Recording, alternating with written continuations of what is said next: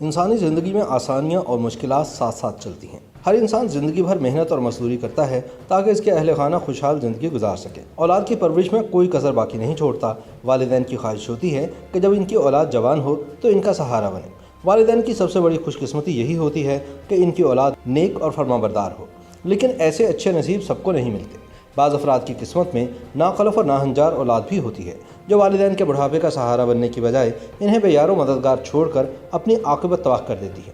کچھ یہی حال ماضی کے معروف اداکار علی اعجاز کے ساتھ ہوا، جنہوں نے اپنی زندگی کے آخری دن قسم پرسی میں گزارے، حالانکہ ان کے 2 جوان بیٹے تھے۔ علی اعجاز پاکستان کی فلم انڈسٹری اور ڈرامہ انڈسٹری کے بڑے ناموں میں سے ایک تھے، جنہیں اللہ رب العزت نے شہرت، عزت اور بڑے نام سے نوازا تھا۔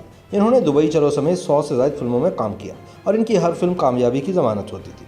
علی اعجاز نے سونا چاندی اور خواجہ اینڈ سنز جیسے مشہور ڈراموں میں بھی اپنی اداکاری سے وہ تاثرات چھوڑے جو آج تک ناظرین کے ذہنوں پر نقش ہیں۔ ایک عرصے تک اسکرین پر راج کرنے والے اس اداکار کے بارے میں کچھ سال پہلے خبر ملی کہ فالج نے ان پر حملہ کر دیا ہے۔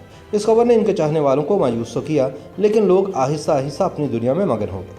کسی کو یاد بھی نہ رہا کہ ایک اداکار کافی عرصے سے اسکرین سے غائب ہے۔ پھر انہیں اچانک ایک شو میں اسما عباس کے ساتھ دیکھا گیا۔ اس شو نے ایسی باتیں کھولیں جنہیں جان کر دل خون کے آنسو رونے لگا۔ علی اعجاز کے 2 بیٹے تھے جنہیں انہوں نے بیرون ملک اعلیٰ تعلیم دلوائی۔ علی اعجاز کے پاس گھر اور گاڑیوں سمیت دنیا کی ہر آسائش موجود تھی، لیکن جب انہوں نے بڑے بیٹے کی شادی کی تو ان کی قسمت اور وقت دونوں نے پلٹا کھایا۔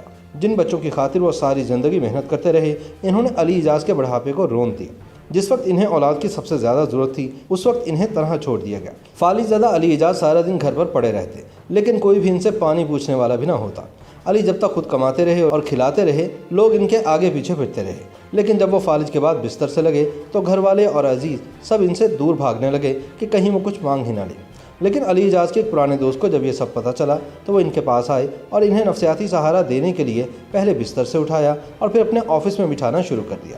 وہ دوست ان کو گھر سے لانے اور لے جانے کا کام بھی انجام دیتا۔ اس طرح علی اعجاز نے اپنے فالج سے نجات پائی۔